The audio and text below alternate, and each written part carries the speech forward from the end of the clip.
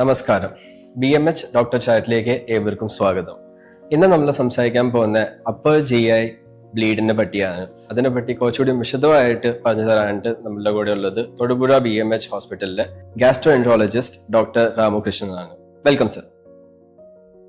Doctor, ഈ upper GI bleed എന്ന് പറയുമ്പോൾ അതെന്താണ്? അതൊരു ഈസി ടേംസിൽ ഒന്ന് പറഞ്ഞു തരാം. അപ്പർ GI ബ്ലീഡ് എന്ന് പറഞ്ഞാൽ ബ്ലീഡിംഗ് ആണ്.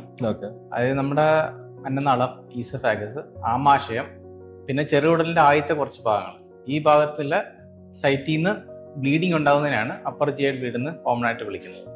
ഓക്കെ. പിന്നെ അതുപോലെ ഇത് എത്രമാത്രം ഡേഞ്ചറസ് ആണ്? ഇതൊരു ലൈഫ് ത്രെറ്റനിങ് ആയിട്ടുള്ള ഒരു കണ്ടീഷൻ ആണോ? ഇതൊരു ഗ്യാസ്ട്രോ ഇൻറ്റെസ്റ്റിനൽ മെഡിക്കൽ എമർജൻസി ആയിട്ടാണ് പ്രസന്റ് ചെയ്യുക. ബട്ട് ഇത് രണ്ട് ടൈപ്പ് ഉണ്ട്. വേണമെങ്കിൽ നമുക്ക് രണ്ടായിട്ട് ഡിവൈഡ് ചെയ്യാം. Minor UGI bleed, minor bleed എന്നും മേജർ ബ്ലീഡ് എന്നും വേണമെങ്കിൽ തിരിക്കാം രണ്ടായിട്ട്.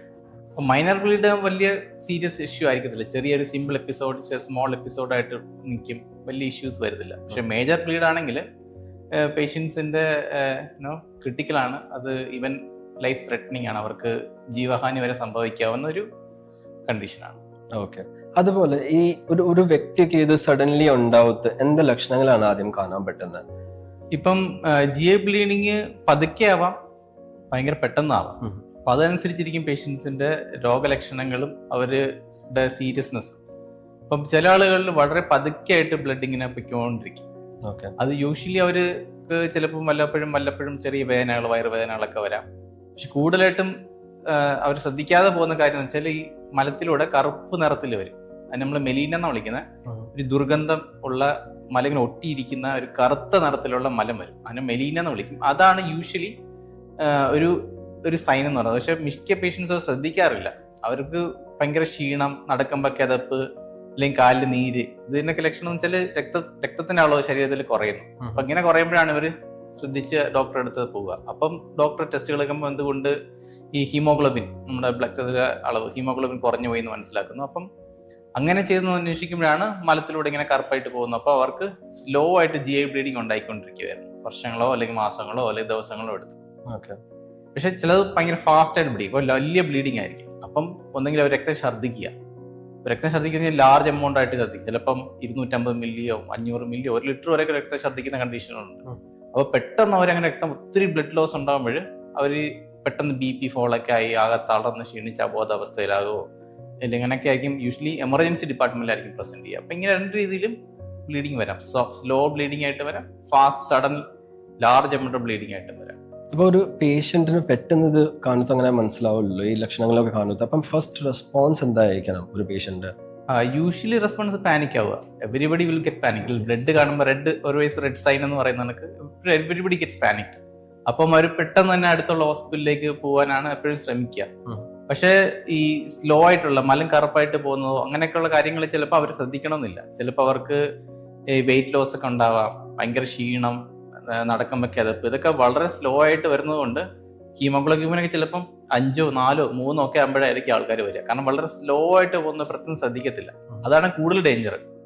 മറ്റേത് പെട്ടെന്നുള്ള വോമിറ്റിംഗ് കൊണ്ട് വേഗം പെട്ടെന്ന് തന്നെ വരും. കാരണം രക്തം ഛർദ്ദിക്കുമല്ലോ. അപ്പൊ അത് അവർക്ക് തന്നെ അറിയാം അതൊരു എമർജൻസിയാണ്. അപ്പൊ പെട്ടെന്ന് തന്നെ ഒരു ആശുപത്രിയിലേക്ക് വരാൻ നോക്കും. മറ്റേത് കുറേ നാളെടുത്തിട്ടായിരിക്കും ശ്രദ്ധിക്കപ്പെടുന്നത്. അതാണ് രണ്ട് തമ്മിലുള്ള വ്യത്യാസം. സോ ഡോക്ടർ, ഇതിന് എന്തൊക്കെ ട്രീറ്റ്മെന്റ് ഓപ്ഷൻസ് ആണ് ഇപ്പം അവൈലബിൾ ആയിട്ടുള്ളത്? മെഡിസിൻ ആണോ, എൻഡോസ്കോപ്പി ആണോ, സർജറി ആണോ? യൂഷ്വലി നമ്മൾ ആദ്യമേ രോഗനിർണയമാണ് വേണ്ടത്. അപ്പം ആദ്യമേ പേഷ്യന്റ് എസ്പെഷ്യലി ഒരു ഒത്തിരി രക്തം ഛർദ്ദിച്ച് കൊളാപ്സ് സ്റ്റേറ്റിലായിരിക്കും വരിക. അപ്പൊ ഇമ്മീഡിയറ്റ്ലി നമ്മൾ ശ്രദ്ധിക്കേണ്ട അവരുടെ BP ഒക്കെ സ്റ്റേബിലൈസ് ആക്കുക. രക്തം ഒത്തിരി കുറഞ്ഞു പോയിട്ടുണ്ടെങ്കിൽ ബ്ലഡ് കയറ്റിയിട്ട് നേരെ ബ്ലഡ് ട്രാൻസ്ഫ്യൂഷൻ ചെയ്തിട്ട് ആ ഹീമോഗ്ലോബിൻ ലെവൽ ഒരു സ്റ്റേബിൾ സ്റ്റേറ്റിലേക്ക് എത്തിക്കുക. പിന്നീട് കുറച്ച് ഇമർജൻസി ഇഞ്ചക്ഷൻസ് കൊടുക്കുക, എന്തെങ്കിലും ബ്ലീഡിങ് സ്റ്റോപ്പ് ചെയ്യാൻ പറ്റുന്ന രീതിയിലുള്ള ഇഞ്ചക്ഷൻസ് കൊടുക്കുക. എന്നിട്ട് നമ്മൾ അസസ് ചെയ്യണം. അതായത് നമ്മൾ ബേസിക്കലി എൻഡോസ്കോപ്പിയാണ് ചെയ്യുന്നത്. പേഷ്യന്റ് സ്റ്റേബിലൈസ് ചെയ്ത് കഴിഞ്ഞ് നമ്മൾ എൻഡോസ്കോപ്പി ചെയ്യും. അപ്പൊ എൻഡോസ്കോപ്പി നമ്മൾ ഉദ്ദേശിക്കുന്നത് ബേസിക്കലി നമ്മൾ എൻഡോസ്കോപ്പ് എന്ന് പറഞ്ഞാൽ അറിയാലോ, ഒരു ഫൈബർ ഓപ്റ്റിക് ട്യൂബാണ്. അതിൻ്റെ അകത്ത് ഇങ്ങനെ ലെൻസ്, ക്യാമറ, പിന്നെ അതിൻ്റെ അകത്ത് കുറച്ചൊരു അപ്ലയൻസുകൾ കടത്തിവിടാൻ പറ്റും. ബ്ലീഡിങ് മാനേജ് ചെയ്യാനുള്ള ചില ഇൻസ്ട്രുമെന്റ്സ് കടത്തിവിടാൻ പറ്റും. അപ്പം എൻഡോസ്കോപ്പ് എന്ന് പറഞ്ഞാൽ നമ്മൾ വായിലൂടെ ആ ട്യൂബ് ഇടുക. നമ്മൾ അന്നനാളം, ആമാശയം, ചെറുകുടലിന്റെ കുറച്ച് ഭാഗങ്ങൾ, ഈ ഭാഗങ്ങൾ മൊത്തം നമ്മൾ എക്സ്പ്ലോർ ചെയ്തിട്ട് നമ്മൾ ഈ ബ്ലീഡിങ് സൈറ്റ് അസസ് ചെയ്യും. എന്ത് ടൈപ്പ് ബ്ലീഡിങ് ആണ്? ഇപ്പം പെപ്റ്റിക് അൾസർ ബ്ലീഡിങ് ആണോ, അല്ലെങ്കിൽ ചിലപ്പോൾ സിറോസിസ് പേഷ്യൻസിന് ഞരമ്പുകൾ വീക്കം വന്ന് അത് പൊട്ടി അതിന്റെ ബ്ലീഡിങ് ആണോ, അല്ലെങ്കിൽ ക്യാൻസറസ് ഗ്രോത്തിൽ നിന്ന് വന്ന ബ്ലീഡിങ് ആണോ, അല്ലാതെ ചില അബ്നോർമൽ ബ്ലഡ് വെസൽസ് വരാം, അതിൽ നിന്നുണ്ടായ ബ്ലീഡിംഗ് ആണോ, ഇതെല്ലാം നമുക്ക് അസസ് ചെയ്യാൻ പറ്റും. ഇങ്ങനെ അസസ് ചെയ്തിട്ടാണ് നമ്മൾ പിന്നെ ട്രീറ്റ്മെന്റിലേക്ക് പോവുക. അപ്പം ബേസിക്കലി നമ്മൾ പെപ്റ്റിക് അൾസർ ആണെങ്കിൽ ഇപ്പം ചില അൾസറുകൾ അവിടെ നിന്നാണ് ബ്ലീഡിങ് വരുന്നത് വെച്ചാൽ നമുക്ക് അത് കരിച്ചു കളയാൻ പറ്റും.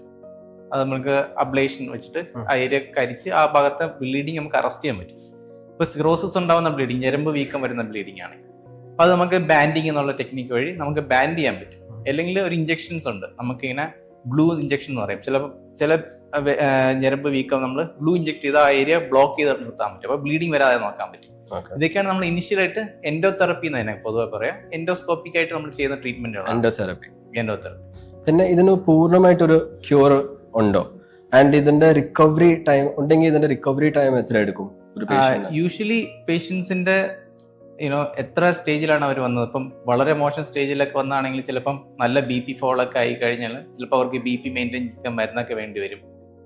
നല്ല ഹീമോഗ്ലോബിൻ കുറവാണെങ്കിൽ ബ്ലഡ് ഒക്കെ കുറെ കയറ്റേണ്ടി വരും, 1, 2, 3 ഒക്കെ കയറ്റേണ്ടി വരും. അത് ഹീമോഗ്ലോബിൻ കുറെ കയറണ്ടേ, കാരണം ബോഡി സെൽഫായിട്ട് ഹീമോഗ്ലോബിൻ കയറി വരാൻ കുറച്ച് സമയം എടുക്കുമ്പോൾ ആ നമ്മൾ ബ്ലഡ് കൊടുത്ത് തന്നെ അത് ഹീമോഗ്ലോബിൻ കയറ്റി നിർത്തും. അല്ലെങ്കിൽ ടിഷ്യൂവിനൊക്കെ ഡാമേജ് ഉണ്ടാവും.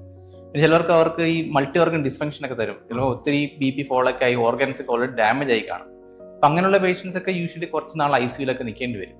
പിന്നെ അത് റിക്കവറായി പിന്നെ റൂമിലൊക്കെ എത്തി പിന്നെ സ്റ്റേബിലൈസ് ആയി പോകാനെങ്കിൽ ചിലപ്പം ഒരാഴ്ചയൊക്കെ സമയം എടുക്കുമായിരിക്കും. ചെറിയ ബ്ലീഡ്, മൈനർ ബ്ലീഡൊക്കെ അപ്പൊ ചിലപ്പം കോമൺ ആയിട്ട് വരുന്ന ഒരു മൈനർ ബ്ലീഡ് ഞാൻ പറയാം, ഈ മദ്യപിക്കുന്ന ആളുകൾ മദ്യപിച്ച് നല്ല ഇതായിപ്പോ പെട്ടെന്ന് അങ്ങ് നല്ലതായിട്ട് ആഞ്ഞങ്ങ് ഛർദ്ദിക്കും ചിലപ്പോൾ അവർ. അങ്ങനെ ഛർദ്ദിക്കുമ്പോൾ ചിലപ്പോൾ അന്നനാളത്തിലേക്ക് ചെറിയ മുറിവുകൾ ഉണ്ടാവും. ആ മുറിവ് നമ്മൾ മാലറി വൈസ് ടെയർ എന്ന് വിളിക്കും. അപ്പൊ ചെറിയ മുറിവുകളൊക്കെ ആണെങ്കിൽ വലിയ കുഴപ്പമൊന്നുമില്ല, എൻഡോസ്കോപ്പി ചെയ്ത് ചിലപ്പോഴേ കരിക്കേണ്ടി വരുന്നുള്ളൂ, ചിലപ്പോൾ അത് തന്നെ ഹീലായി ബ്ലീഡിങ് തന്നെ നിൽക്കും. അപ്പൊ ചിലപ്പോൾ 2 ഇഞ്ചക്ഷനൊക്കെ കൊടുത്തു കഴിഞ്ഞാൽ 1-2 ദിവസം അല്ലെങ്കിൽ 1 ദിവസം കൊണ്ട് തന്നെ അവർക്ക് വീട്ടിൽ പോകുന്നേ ഉള്ളൂ. പിന്നെ സെയിം ഡേ തന്നെ ഡിസ്ചാർജ് ആവുകയും ചെയ്യാം. അപ്പോൾ മൈനർ ബ്ലീഡാണ്. ചിലപ്പോൾ ലാർജ് പെപ്റ്റിക് അൾസർ ബ്ലീഡ് ആയിരിക്കും. അപ്പം അത് ചിലപ്പോൾ നമുക്ക് എൻഡോസ്കോപ്പിക് മാനേജ് ചെയ്യാൻ പറ്റുമായിരിക്കും, കരിച്ച് കളഞ്ഞിട്ട്. പക്ഷെ ചിലപ്പം ഈ അൾസർ തുള വീണിട്ടുണ്ടാവും കുടലിലോ അല്ലെങ്കിൽ ആമാശയത്തിലോ, അപ്പം അത് ചിലപ്പം സർജിക്കലായിട്ട് മാനേജ് ചെയ്യേണ്ടി വരും. അങ്ങനത്തെ കണ്ടീഷനും ഉണ്ട്. അപ്പം ഡിപ്പെൻസ് അപ്പോൾ നമ്മൾ എങ്ങനെയാണ് ആ എൻഡോസ്കോപ്പിക്കിൽ നമുക്ക് മാനേജബിൾ ആവണോ അല്ലെങ്കിൽ മാനേജ് ചെയ്തിട്ട് പിന്നീട് അഡീഷണൽ ആയിട്ട് ട്രീറ്റ്മെന്റ് പേഷ്യന്റ് സ്റ്റെബിലൈസ് ചെയ്യേണ്ടി വരുന്നുണ്ടോ, ICU കെയർ ഒക്കെ വേണ്ടി വരുന്നുണ്ടോ, അല്ലെങ്കിൽ സർജറി വേണ്ടി വരുന്നോ, അതിനനുസരിച്ച് ഡിപ്പെൻഡ് ആയിരിക്കും പേഷ്യൻസിന്റെ എത്ര നാൾ ട്രീറ്റ്മെന്റ് എടുക്കേണ്ടി വരുന്നുണ്ട്. ആൻഡ് വെദർ കംപ്ലീറ്റ്ലി ക്യൂറബിൾ ആണോ എന്ന് വെച്ചാൽ ഇപ്പം അൾസർ ഡിസീസ് ഒക്കെ ആണെങ്കിൽ കംപ്ലീറ്റ്ലി ക്യൂറബിൾ ആണ്. കാരണം കരിച്ചു കളഞ്ഞ് പിന്നെ കുറെ നാളത്തേക്ക് അവർ അസിഡിറ്റിയുടെ മരുന്നുകൾ കഴിച്ചു കഴിഞ്ഞാൽ ആ ഹീലാവും, പിന്നെ നമുക്ക് കുഴപ്പമുണ്ടാവില്ല.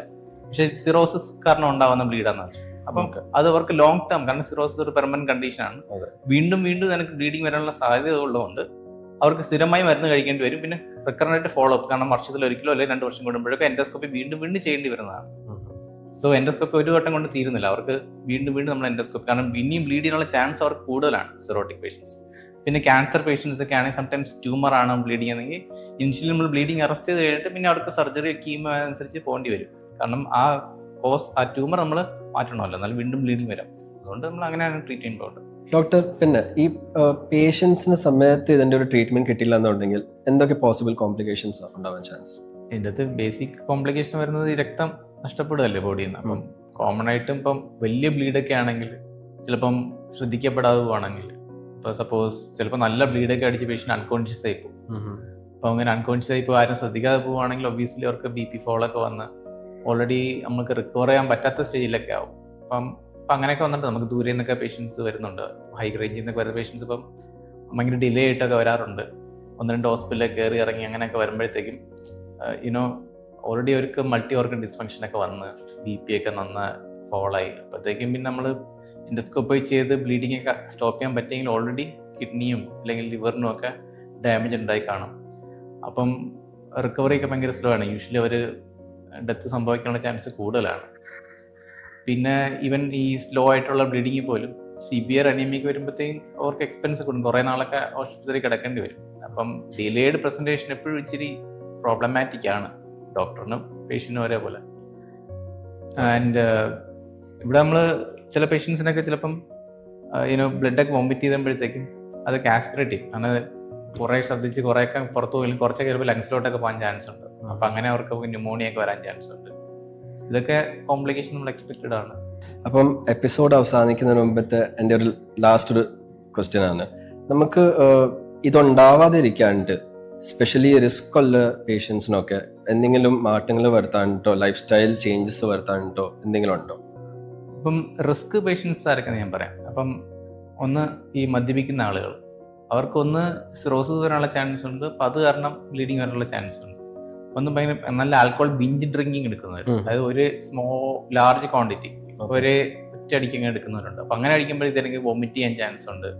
വൊമിറ്റ് ചെയ്യുമ്പോഴത്തേക്ക് എനിക്ക് മുറിഞ്ഞിട്ട് നല്ല ബ്ലീഡിങ് വരാൻ ചാൻസ് ഉണ്ട്. അപ്പം ആൽക്കഹോളിക് ശ്രദ്ധിക്കേണ്ടത് ഇങ്ങനത്തെ 2 കാര്യങ്ങളാണ്. ഒന്ന്, കുറേ വർഷങ്ങളായിട്ട് ആൽക്കഹോൾ കൊടുക്കുന്ന ആൾക്കാരാണെങ്കിൽ ഒന്നെങ്കിൽ അവർ സിറോസിസിന്റെ ലക്ഷണങ്ങളുണ്ടോ എന്ന് നേരത്തെ ഒരു ഡോക്ടറെ കൺസൾട്ട് ചെയ്ത് കണ്ടുപിടിക്കേണ്ടതാണ്. രണ്ടാമത്, നിനക്ക് രക്തം ഛർദ്ദിക്കുകയൊക്കെ ആണെങ്കിൽ വച്ചുകൊണ്ടിരിക്കാതെ വേഗം ഹോസ്പിറ്റലിൽ വരിക എന്നുള്ളതാണ് നല്ലത്. കാരണം ഡിലേ ആണ്, ഒരു വട്ടേ ഉള്ളൂ എന്നൊക്കെ പറഞ്ഞ് വെയിറ്റ് ചെയ്ത് നിന്ന് കഴിഞ്ഞാൽ ഞാൻ പറഞ്ഞ നേരത്തെ വന്ന കോംപ്ലിക്കേഷൻസിൽ വന്നിട്ട് വിട്ട് കഴിഞ്ഞാൽ പിന്നെ കുറച്ച് റിസ്ക് ആണ്. സോ പിന്നെയുള്ള ആൾക്കാർ എന്ന് പറഞ്ഞാൽ ഈ ക്രോണിക്കായിട്ട് ചില മരുന്നുകൾ കഴിക്കുന്നവരുണ്ടാവും. അതായത് ഈ ബ്ലഡ് ക്ലോട്ടിങ്ങിന് വേണ്ടിയിട്ടുള്ള മരുന്ന് കഴിക്കുന്നവർ, ആസ്പിരിൻ ഉദാഹരണമാണ്. ഇപ്പം ആസ്പിരിൻ കഴിക്കുന്നവർക്ക് ചിലവർക്ക് ഒന്നാമത് ഈ വയറിനകത്ത് ചിലപ്പം ഈ ഗ്യാസ്ട്രൈറ്റിസോ ഗ്യാസ്ട്രിക് അൾസറോ ഉള്ള ചാൻസ് കൂടുതലാണ്. അപ്പം അങ്ങനെയുള്ള ആളുകൾ പ്രത്യേകം ശ്രദ്ധിക്കേണ്ടത് അവരുടെ മലം ഇങ്ങനെ കറുപ്പായിട്ട് പോകുന്നു. കാരണം ആസ്പിരിൻ കഴിക്കുമ്പോൾ മിക്കവാറും ഈ സ്ലോ ബ്ലീഡിങ് ആ ചാൻസ് വരും. അപ്പം അവർ ശ്രദ്ധിക്കേണ്ടെങ്കിൽ മലം കറുപ്പായിട്ട് പോകുന്നു, അവർക്ക് ക്ഷീണം വിളർച്ച പോലെ തോന്നുന്നുണ്ടെങ്കിൽ അത് അധികം വൈകാതെ ട്രീറ്റ് ചെയ്യുന്ന ഡോക്ടറെയോ അല്ലെങ്കിൽ ഗ്യാസ്ട്രോൻട്രോളജിസ്റ്റിനെ കാണിക്കാവുന്നതാണ്. പിന്നെയുള്ള ചില പേഷ്യൻസ് എന്ന് പറയുന്നത് വേദന സംഹാരികൾ കഴിക്കുന്ന രോഗികളുണ്ടാവും. അത് അവർക്ക് ഇതെനിക്ക് വയറ്റിൽ അൾസർ ഉണ്ടാകാൻ ചാൻസ് വളരെ കൂടുതലാണ്. അപ്പം വേദന സംഹാരി ചിലപ്പോൾ ഡോക്ടർ പ്രിസ്ക്രൈബ് ചെയ്തായിരിക്കും, ചിലപ്പോൾ അല്ലായിരിക്കും. വെറും മെഡിക്കൽ സ്റ്റോറിൽ നിന്ന് വേദന സംഹാരികൾ ഇടയ്ക്കിടയ്ക്ക് എടുത്ത് കഴിക്കുന്നവരാണ്. അങ്ങനെയുള്ള ആളുകൾക്ക് വയറ്റിൽ ഇതെനിക്ക് മുറിവുകൾ ഉണ്ടാവാനും അൾസർ ഉണ്ടാവാനും ചാൻസ് കൂടുതലാണ്. അതിലൂടെ ഇങ്ങനെ ബ്ലീഡിങ് വരാൻ ചാൻസ് ആണ്. ഇങ്ങനെയുള്ള പേഷ്യൻസ് ആണ് അറ്റ് റിസ്ക്. പിന്നെ ഉള്ള റിസ്ക് ഒന്നും പ്രായമുള്ള ആൾക്കാരും ഉണ്ട്, ഒത്തിരി എൽഡർലി ആൾക്കാരൊക്കെയാണ്. അപ്പോൾ അവർ പൊതുവെ ഭക്ഷണം കഴിക്കുന്നത് കുറവായിരിക്കാം. ഇവൻ ചെറുപ്പക്കാർ പോലും കൃത്യസമയത്തിന് ആഹാരം കഴിക്കാത്തവരൊക്കെ ഉണ്ടാവും. അപ്പോൾ അവർക്ക് ഇതെനിക്ക് പെപ്റ്റിക് അൾസർ ഡിസീസ് വരാൻ ചാൻസ് കൂടുതലാണ്. അപ്പം അങ്ങനെയുള്ളവരും ശ്രദ്ധിക്കണം. വയറുവേദനയൊക്കെ വരുവാണെങ്കിൽ വച്ചുകൊണ്ടിരിക്കാതെ ജസ്റ്റ് ഒരു ഡോക്ടറെ കൺസൾട്ട് ചെയ്ത് വേറെ ഇഷ്യൂസ് ഉണ്ടാവാതിരിക്കുന്നത് നല്ലതാണ്. കാരണം അത് പിന്നീട് അൾസറായി വലിയ അൾസറൊക്കെ ഇങ്ങനെ ബ്ലീഡിങ് ആയി കഴിഞ്ഞപ്പോഴും റിസ്ക് കൂടുതലാണ്. ഇവരൊക്കെയാണ് അറ്റ് റിസ്ക് ആൾക്കാർ. ഓക്കെ, നമുക്ക് ലൈഫ് സ്റ്റൈൽ മാറ്റങ്ങൾ എന്തൊക്കെ വരുത്താൻ പറ്റും ഇത് ഉണ്ടാവാതിരിക്കാണ്ട്? ഇത് ബേസിക്കലി എന്ത് അസുഖം അനുസരിച്ചിരിക്കും. ഇപ്പൊ ബേസിക്കലി പെപ്റ്റിക് അൾസർ ഒക്കെ ആണെങ്കിൽ അവർക്ക് പൊതുവേ സ്പൈസി ആയിട്ടുള്ള ആഹാരങ്ങൾ കുറയ്ക്കുക, കൃത്യസമയത്തിനുള്ള ഭക്ഷണം, അത് ഒത്തിരി ഫാസ്റ്റിംഗ് ഒന്നും ചെയ്യാതെ ഭക്ഷണം കഴിക്കാതിരിക്കുന്നതൊക്കെ അവോയ്ഡ് ചെയ്യുക. അവർ പ്രത്യേകിച്ച് പെയിൻ കില്ലേഴ്സ് ഒന്നും കഴിക്കാതിരിക്കുക. ഇങ്ങനത്തെ കാര്യങ്ങളൊക്കെ ഫ്യൂച്ചറിൽ ശ്രദ്ധിക്കേണ്ട. കാരണം വീണ്ടും ഇതെനിക്ക് ഇഷ്യൂസ് അവർക്ക് വരാം.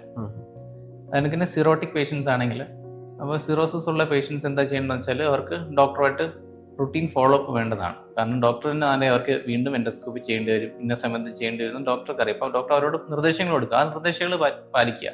പിന്നെ അവർക്ക് സ്ഥിരമായിട്ട് മരുന്ന് കഴിക്കേണ്ടി വരും, ആ മരുന്നുകൾ മുടങ്ങാണ്ട് കഴിക്കുക. പിന്നെ എന്തെങ്കിലുമൊക്കെ ലക്ഷണങ്ങൾ കാണുവാണെങ്കിൽ, അതായത് മലം കറുപ്പായിട്ട് പോവുകയാണ്, ഭയങ്കര വിളർച്ച ക്ഷീണമൊക്കെ തോന്നുവാണെങ്കിൽ ഡോക്ടറെ വെച്ചുകൊണ്ടിരിക്കാതെ കാണിക്കുന്നത് എപ്പോഴും നല്ലത്. ഇതൊക്കെയാണ് അവർ ശ്രദ്ധിക്കേണ്ട കാര്യം. Okay, thank you so much doctor Ramu. ഇങ്ങനത്തെ ഒരു ഇമ്പോർട്ടൻറ്റ് ടോപ്പിക് ഇത്ര ഈസി ആയിട്ട് നമുക്ക് പറഞ്ഞു തന്നതിൽ നന്ദി.